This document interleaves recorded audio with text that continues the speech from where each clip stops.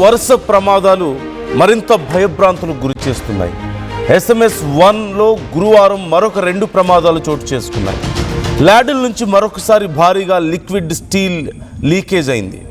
ల్యాడిల్కు రంధ్రం పడడంతో ఈ ద్రవ ఉక్కు బయటకు వచ్చినట్లుగా తెలుస్తోంది. రాత్రి 10 గంటలకు మరోసారి ల్యాడిల్ పేలిపోయింది.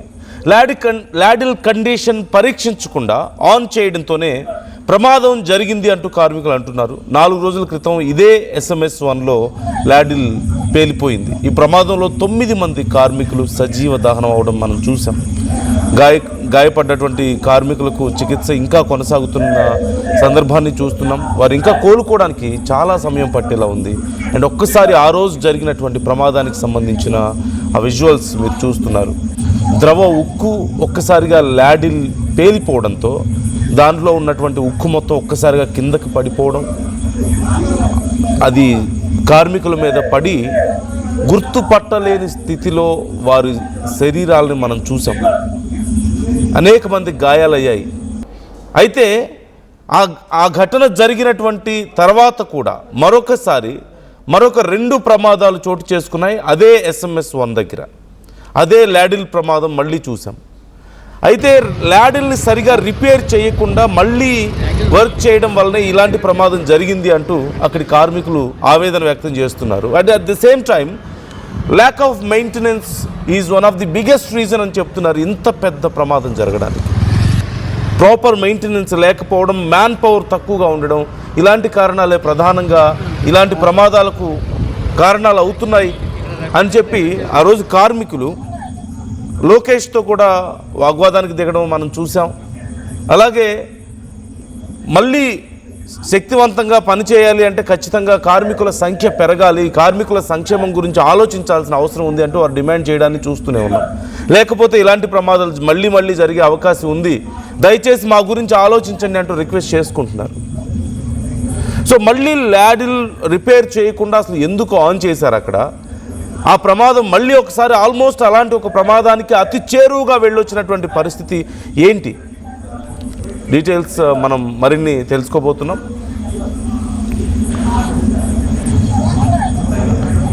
మా ప్రతినిధి రామచంద్ర మనకి మరిన్ని డీటెయిల్స్ అందించబోతున్నారు. బట్ బిఫోర్ దట్ ఈ అంశానికి సంబంధించి మీ అభిప్రాయాలు ఎలా ఉన్నాయి?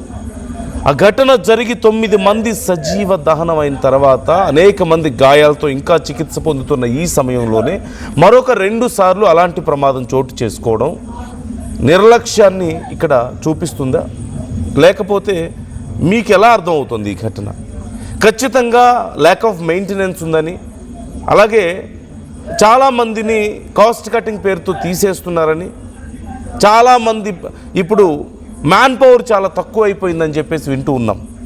సో తిరిగి మళ్ళీ మ్యాన్ పవర్ని పెంచాలి, తమని కాపాడాలి అని చెప్పేసి ఆ కార్మికులు కోరుతున్నారు.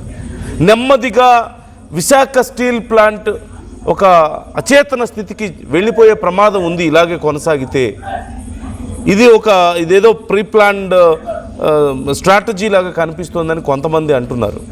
లేదు, అంతా బాగానే ఉందని చెప్పి చెప్తున్న వాళ్ళు లేకపోలేదు. So how do you see the situation? అల్టిమేట్గా కార్మికులు చెప్పిన దాన్ని మనం కన్సిడర్ చేయాల్సిన అవసరం ఉంది.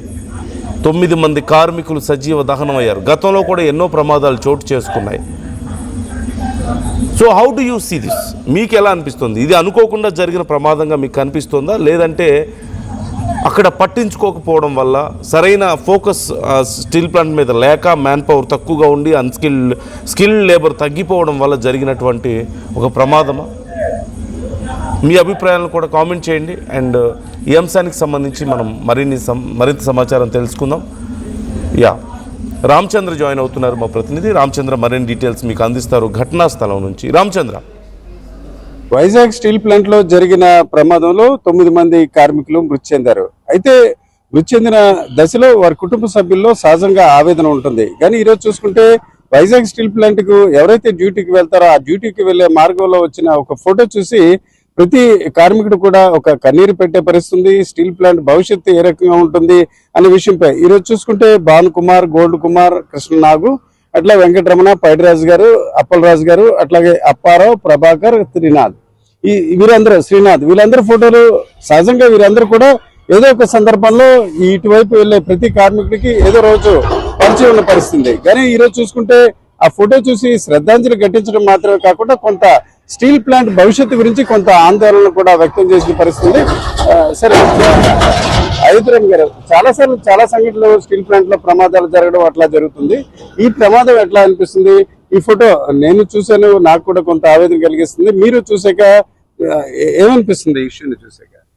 ఈ ప్రమాదం సంఘటనలో నేను ఎంటర్ అయినప్పుడు చూస్తే కళ్ళంటే నీళ్ళు తప్ప ఇంకోటి లేదు. ఓ మిత్రుడు పట్టుకొని అంబులెన్స్ తీసుకొస్తా ఉంటే అన్న నేను బతుకుతాను అన్నాడు. చనిపోయాడు. నేను సో 8 మంది స్పాట్లో కోడి కాలినట్టు కాలిపోయారు. పోలీసు సరికాకపోతే కోడి కాలినట్టు కాలిపోయారు, గుర్తుపట్టలేని విధంగా. చివరికి వారిని గుర్తుపట్టని వాళ్ళ కుటుంబ సభ్యులే డిఎన్ఏ చేయమని అడిగిన పరిస్థితి. వాళ్ళ మనిషిని వాళ్ళు గుర్తుపట్టలేని పరిస్థితి. అంటే స్టీల్ ప్లాంట్లో ఉద్యోగం సంపాదించి కాంపిటేటివ్ ఎగ్జామినేషన్స్ రాసి ఇంటర్వ్యూస్ అటెంప్ట్ చేసి ఉన్నత చదువులు చదువుకొని సొసైటీ సర్వీస్ చేస్తూ కుటుంబాన్ని పోషించుకుందని వచ్చినటువంటి వాళ్ళు విఘటజీవులుగా మారిపోయారు. ఈ భానుకుమార్ అయితే దీనిలో ఈ కుర్రాడికి 3 నెలలు బాబు ఉన్నాడు. ఈ భానుకుమార్ 3 నెలలు బాబు ఉన్నాడు. ఈ 3 నెలల బాబుని చూసుకోవడం కోసం రాత్రి డ్యూటీలు అవ్వక, రాత్రి డ్యూటీ రావాల్సిన మధ్యాహ్నం డ్యూటీ మార్చుకొని 2 o'clock డ్యూటీ వచ్చాడు. 2 గంటలకు వచ్చా 4 గంటలనే మొత్తం. ఈ గోల్డ్ కుమార్ బీహార్ నుంచి వచ్చాడు. ఇతను కొత్త ఎంప్లాయీ. ఇతను ఆడపిల్లలు 4 ఏళ్ళు 6 ఏళ్ళు ఆడపిల్లలకి, భార్య పిల్లలు సెలవులకి బీహార్కి వెళ్ళారు. ఇతను డ్యూటీలో ఉన్నాడు. స్పాట్లో కాల్చి చనిపోయాడు. వీళ్ళ ఫ్యామిలీ బీహార్ నుంచి రావడానికి 24 hours పట్టింది. ఈ బాడీని బీహార్ చేర్చడం కోసం చాలా కష్టపడాల్సి వచ్చింది. ఎయిర్పోర్ట్లకి అథారిటీస్ అడిగితే డాక్టర్ సర్టిఫికేట్ తెమ్మన్నారు, ఎయిర్లో లిఫ్ట్ చేద్దామని చెప్పి. కేజీ డాక్టర్లు అడిగితే ఎమాబిలింగ్ చేయడం సాధ్యం కాదు, ఈ బాడీకి ఫ్లష్ లేదు, మొత్తం కాలిపోయింది కాబట్టి చేయలేమని చెప్పారు. ఎమాబిలింగ్ చేయకపోతే ఆ బాడీని ఎయిర్పోర్ట్లో యాక్సెప్ట్ చేయను అన్నారు. కార్గోలో ఏమైతే కార్గోలో పోకూడదన్నారు. చివరికి 70,000 రూపాయలు ఇచ్చి ఒక అంబులెన్స్ మాట్లాడి బీహార్కి పంపించడం జరిగింది. ఈ ప్రమాదాలన్నీ కూడా ప్రమాదాలు కాదు, ఖచ్చితంగా స్టాండర్డ్ ఆపరేషన్ ప్రొసీజర్స్ SOP అంటాం, వాటిని ఫాలో చేయకుండా బైపాస్ చేయడం వల్ల జరిగిందని చెప్పారు. తెలుసుకోవాలి మనం. అట్లా భద్రతా ప్రమాదాలు గాలికి వదిలిపెట్టారు. మూడోది, ఒక మిషన్లో 20 మంది పనిచేయాల్సిన చోట ఒత్తిడి పెట్టి ఉద్యోగాలు తీసేసి VRS ఇచ్చి రిటైర్మెంట్ చేసి 11 మంది పనిచేస్తూ ఉన్నారు. నాలుగోది, స్టీల్ ప్రాసెస్లో వాడేటువంటి ఫెర్రోలైజ్తో సంబంధించి రా మెటీరియల్స్, ఫెర్రోసిలికాన్ కానీ, ఫెర్రో మ్యాంగనీస్ కానీ, పెట్రో కోక్ కానీ, అల్యూమినియం ఇంగాట్స్ కానీ నాసిరకం వస్తూ ఉన్నాయి. ఎప్పటి నుంచో చెప్తా ఉన్నాం. ఆ నాసిరకం మెటీరియల్ ఆత్మహత్యలు వేసినప్పుడు రసాయన చర్యలు తేడాలు వస్తూ ఉన్నాయి. తద్వారా బ్లాస్టులు జరుగుతూ ఉన్నాయి. ఇదే డిపార్ట్మెంట్లో మల్లేశ్వరం ఒక ఆఫీసర్ని కోల్పోయాం, శ్రీనివాసరావు టెక్నీషియన్ కోల్పోయాం, బల్లెడి పంట రీసెంట్గా ఇంకో టెక్నీషియన్ కోల్పోయాం. ఇప్పుడు 9 మంది చనిపోయారు. గత సంవత్సరం ఈ యాక్సిడెంట్లో 12 నెలలు 12 మంది చనిపోయారు. అంటే స్టీల్ ప్లాంట్ అంటే చనిపోవడం వస్తారా? కాబట్టి దీన్ని రాష్ట్ర ప్రభుత్వం కలెక్ట్ చేసుకోవాలి. సేఫ్టీ అధికారులకు అడ్డం పడకూడదు, ఫ్యాక్టరీస్ ఇన్స్పెక్టర్ అడ్డం పడకూడదు, లేబర్ అధికారులు అడ్డం పడకూడదు. వాళ్ళ పనులు చేయనివ్వాలి. మేము కేంద్ర ప్రభుత్వ సంస్థ అని చెప్పేసి ఎవరిని మాట్లాడి నోరుముంచేసి పనిచేస్తా ఉన్నారు. తద్వారా ఈ ప్రమాదాలు జరుగుతాయి. ఓకే సార్, రీసెంట్ గా నిన్న నైట్ ఒక ప్రెస్ రిలీజ్ చూశారు కదా. జనరల్ గా ఎప్పుడైనా చర్యలు తీసుకుంటారు, కానీ రీసెంట్ గా చూసుకుంటే 3 జనరల్ మేనేజర్ని, ఒక 4 DGMలు కూడా ట్రాన్స్ఫర్ చేశారు. ఎట్లా అనిపిస్తుంది? ఒక రకంగా మంచి చర్య అనిపిస్తుందా, అది ఒక కంటి తుడుపు చర్య అట్లా అనిపిస్తుందా మీకు? అసలు ప్రజల యొక్క మైండ్ని డైవర్ట్ చేసేదానికి ఆడుతున్నటువంటి నాటకం. ఎందుకంటే వాళ్ళు చేసిన ప్రభుత్వం కానీ మేనేజ్మెంట్ కానీ చేసినటువంటి తప్పులని చెప్పి తేలిపోతూ ఉంది. ఈ తేలిపోతున్న సమయంలో మేము ఏదో చేసామని చెప్పడానికి వీళ్ళు ఈ కార్యక్రమాన్ని చేశారు. యాక్చువల్లీ రిపోర్ట్ రాకుండా ఏ విధంగా యాక్షన్ తీసుకుంటారు? ఒకవేళ రిపోర్ట్ రాకుండా యాక్షన్ తీసుకోవాలంటే ఇమీడియట్గా ముందు ఎవరిని చేయాలి? డైరెక్టర్ ఆపరేషన్ని CMDని అరెస్ట్ చేయాలి. వాళ్ళు చేయకుండా ఎవరో కింద ఉన్నటువంటి GMలు వాళ్ళు చేయగలరు. అందులోకి పర్సనల్ ఆఫీసర్లు ఏం చేస్తారండి? హెచ్ఆర్ వాళ్ళని ట్రాన్స్ఫర్లను, సస్పెన్షన్లను. ఇది ఎంతవరకు న్యాయం? అంటే ప్రజల యొక్క మైండ్ని డైవర్ట్ చేసే ప్రక్రియ. వాళ్ళు చేసిన తప్పులు ఎప్పుడైతే బయటకు వచ్చేస్తాయని చెప్పి దీంతోనే ప్రజల్ని కాస్త నెమ్మదించేదానికి కావాల్సిన నాటకం తప్పిస్తే పొంగే పాల మీద నీళ్లు చల్లినట్టు ఈరోజు ప్రజల్లో ఉద్రిక్తత వస్తుంది. కాబట్టి ఆ ఉద్రిక్తతను చల్లబరచడానికి ఈ విధమైన చర్యలను తీసుకుంటున్నారు. ఇది పద్ధతి కాదు.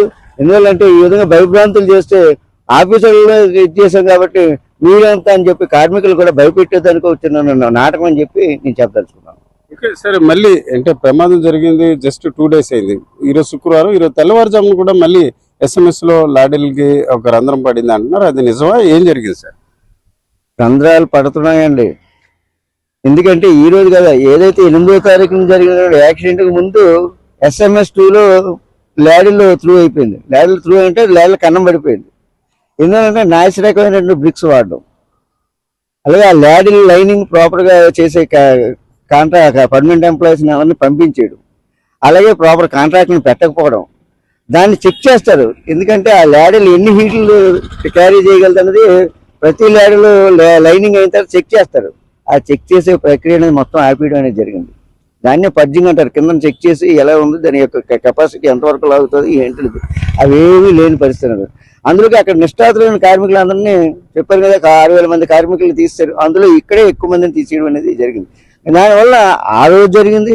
మొన్న చెప్పారు కదా, శ్రీనివాస్ చనిపోయినప్పుడు ఆ రోజు జరిగింది. అంతకుముందు ఒక ఆఫీసర్ చనిపోయినప్పుడు అప్పుడు అదే జరిగింది. లాడీల త్రూల వల్ల వీళ్ళందరూ చనిపోవడం అనేది జరుగుతుంది. కానీ మేనేజ్మెంట్ నమ్మకం నీరెత్తినట్లు ఉంది. ఎందువల్లంటే వాళ్ళ యొక్క హిడెన్ ఎజెండా వేరే. హిడెన్ ఎజెండా ఏంటంటే విశాఖపట్నం స్టీల్ ప్లాంట్ని అమ్మేయాలి, వాళ్ళ యొక్క తాబేదారులకు ఇచ్చేయాలి. అదానికి, అంబానీకు, మిట్టలకు ఇచ్చేయడానికి ఇక్కడ ప్రజల నుండి వ్యతిరేకత విపరీతంగా వస్తుంది. ఆ వ్యతిరేకం తట్టుకునే దానికి 11,400 కోట్ల రూపాయలు ఇచ్చారు. ఆ 11,400 కోట్లు ఇచ్చినట్టు ప్రజలకు నమ్మించారు. మేము డబ్బులు ఇచ్చాండి. కానీ దాన్ని దేనికి వాడారు? ఇన్కమ్ ట్యాక్స్ వాడారు. అలాగే ఇది దాన్ని ఏమంటారు, ఇప్పుడు పన్ను వేస్తారు కానీ ఒకే పన్ను ఒకే విధానం, జిఎస్టీకి వాడారు. అలాగే కార్మికులు పంపించేయడానికి వాడారు. అంటే కార్మికులు రోజు రోజుకు తగ్గించేసిన తర్వాత జనాలు లేని వచ్చే పరిస్థితి వస్తుంది. ఎందుకంటే 17,000 మంది 3 మిలియన్ టన్నులకు ఉండేవారండి. ఈరోజు 7.3 మిలియన్ టన్నుల ప్లాంట్ ఇది. 7.3 మిలియన్ టన్నులకు 17,000 మందికి ఇంకా ఎంతమంది ఉండాలండి?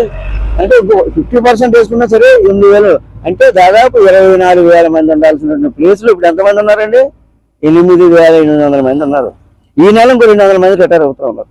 ఈ విధంగా మ్యాన్ పవర్ రోజు కుచించిన తర్వాత దీన్ని ఎవరు ఇంకేం చేయలేరు కదా. రిక్రూట్మెంట్ లేదు. విశాఖపట్నం స్టీల్ ఇండస్ట్రీకి ఒక నానుడు ఉందండి. ఎప్పుడైతే రిటైర్మెంట్ పరిస్థితి వచ్చినప్పుడు కొత్త ఎంప్లాయీస్ని దాన్ని ఇచ్చేసేదానికి అడ్జస్ట్ చేస్తూ ఉంటారు. ఇక్కడ ఇది హజార్డియస్ ప్లాంట్ కాబట్టి ఏదైనా డిపార్ట్మెంట్ మార్చాలన్నా సరే ట్రైనింగ్ ఇచ్చి మారుస్తారు. ఏమీ లేవు. ఎందుకంటే వాళ్ళకు ఉన్నటువంటి, చెప్పాను కదా ఇందాక, దాని ప్రకారం వాళ్ళకు ఉన్నటువంటి ఆలోచనను అమలు చేసేదానికి ఈ భయభ్రాంతులు గురి చేసి ఈరోజు విశాఖపట్నం స్టీల్ ప్లాంట్ కార్మికుల యొక్క పరిస్థితి ఏమైపోయిందంటే లోపలికి వెళ్తే పైకి వస్తామో లేవనే భయభ్రాంతులతో బతుకుతున్నటువంటి పరిస్థితి ఉంది. ఇక్కడే మిషన్ దగ్గర ఒక్కొక్క మిషన్కి 24 మంది ఉండాలండి. 10 మంది కూడా లేరు. అంటే యాక్సిడెంట్ లాగా పని ఒత్తిడి, ఎక్విప్మెంట్ సరిగ్గా లేదు, మెయింటెనెన్స్ సరిగ్గా లేదు. కాబట్టి యాక్సిడెంట్లు అనేవి ఎక్కువగా జరుగుతున్నాయి. ఈ లేడల్ త్రూస్ అనేవి ఎక్కువ లేడల్ త్రూ అంటే కన్నం పడ్డం అనమాట. కన్నాలు పడడం ఎక్కువ జరుగుతుంది. ఆ కన్నం బట్టి ఈ బ్లాస్ట్ అవ్వడం అనేది జరుగుతూ ఉంది. కాబట్టి ఇలా జనాలు చచ్చిపోయినా ప్రజల మీద మమకారం లేదు, రాష్ట్రానికి కానీ కేంద్రానికి కానీ. దాన్ని కూడా దారి మళ్లించడానికి ఈరోజు కార్మిక నాయకులు రాజకీయాలు చేస్తున్నారు. మేము ప్లాంట్ అని రక్షించామని చెప్పి వాళ్ళు రాజకీయాలు మాట్లాడి మిగతా వాళ్ళని రాజకీయాలు చేస్తున్నారని చెప్పి మళ్ళా నెపం కార్మికుల మీద, కార్మిక నాయకుల మీద చేయడం అనేది జరుగుతుంది. ఇది ఈరోజు రాష్ట్ర కేంద్ర ప్రభుత్వాల యొక్క వైఖరి అనేది మనం అర్థం చేసుకోవాలి. ఈరోజు చూసుకుంటే 9 మంది కార్మికులు మృత్యువాత పడ్డారు. ఈ ఘటన ఇది కొత్త కాదు. గతంలో కూడా చూసుకుంటే 12 నెలలకి దాదాపుగా 12 మంది. అలాగే ఆక్సిజన్ ప్లాంట్ ఒకసారిగా కుప్పపూర్ల ఘటనలో చూసుకుంటే 19 మంది మృతి చెందారు. ఇక లెక్కలేక 1-2 చనిపోయినవి ఒక రకంగా గణాంకాల్లో లెక్కలేని రీతిలో ఉంది. ఇదంతా కూడా విశాఖ ఉక్కును దశల వారీగా ఒక ప్రైవేటీకరించే భాగంలో ఈ జరుగుతున్న తతంగా చెప్పుకున్నారు. ఈరోజు చూసుకుంటే SMS 1లో ప్రమాదం జరగడానికి దాదాపు 20 నిమిషాల ముందు SMS 2లో జరిగింది. అయితే అక్కడ ప్రాణ నష్టం జరగలేదు కాబట్టి దాని గురించి పెద్దగా చర్చ లేదు. ఈరోజు చూసుకుంటే శుక్రవారం ఉదయం తెల్లవారుజామున 1 గంట సమయంలో SMS 1లో ల్యాడర్ రంధ్రం పడింది. వాస్తవానికి చూసుకుంటే ఏదైతే ల్యాడర్లో ఉంటుందో దాంట్లో కొంత రిఫ్రాక్టర్స్ ఉంటాయి. అటు కానీ కొన్ని గంటల హీట్స్ తర్వాత వాటిని మార్చే పరిస్థితి ఉంటుంది. కానీ ఆ పరిమితి మించినప్పుడు కూడా మార్చకపోవడం వల్ల ఈ రకంగా రంధ్రం పడడం, పెద్ద ఎత్తున ఏదైతే లిక్విడ్ స్టీల్ ఉంటుందో అది నేలపాలై నష్టం జరుగుతుంది. అయితే ప్రాణ నష్టం అది కూడా పెద్ద సంఖ్యలో 2-3 చనిపోయినప్పుడు దీని గురించి చర్చ జరుగుతుంది. ఒకరిద్దరు గాయపడితే దాని గురించి లెక్కలేని పరిస్థితి. ఇదంతా కూడా ఒక కుట్రపూరితంగా జరుగుతున్న వ్యవహారం. ఖచ్చితంగా ఈరోజు చూసుకుంటే 4 DGMలని 3 జనరల్ మేనేజర్లు బదిలీ కేవలం ఒక కంటి తుడుపు చర్య. నిజానికి చూసుకుంటే ఈ గంటపై CMDతో పాటు ఉన్నతాధికారులపై క్రిమినల్ కేసులు నమోదు చేయాలి. దానికి ప్రత్యామ్నాయంగా ప్రజల దృష్టి, కార్మికుల దృష్టి మరల్చే క్రమంలోనే కేవలం ఈ బదిలీలు జరిగాయి. ఈ నిజానికి చూసుకుంటే పూర్తి స్థాయిలో ముడిసరుకు నాణ్యతతో ఉన్న ముడిసరుకు గాని వినియోగించినట్లయితే ఈ రకంగా ప్రమాదాలు జరిగే అవకాశం ఉండదు. ఆ రకమైన చర్యలు చేపట్టినంత వరకు ఈ ప్రమాదాలు ఇదే రకంగా జరుగుతాయని ఇక్కడ కార్మిక సంఘ నాయకులు ఆవేదన వ్యక్తం చేస్తున్నారు. కెమెరా పర్సన్ తిరుపతితో Ramachandra, RTV, Vizag. At KL, the expertise of the world in the palm of your hand. KL deemed to be university. చిన్న చిన్న ఆనందాలు 35 ఏళ్లుగా నా జీవితంలో లేవు. 35 ఏళ్లుగా నేను డైపర్లలో బ్రతికాను. 6 సెంటీమీటర్ల ఫిస్టులా నా మూత్రాశయంలో లీకు కారణమైంది. ఎవరూ నాకు సహాయం చేయలేకపోయారు. AINUలో వైద్యులను కలిసే వరకు. అక్కడ వారు రోబోటిక్ శస్త్రచికిత్సతో నాకు పరిష్కారం ఇచ్చారు. వారు నా ఆత్మవిశ్వాసాన్ని కూడా తిరిగిచ్చారు. Precision care makes it possible. The Center for Robotic Surgery at AINU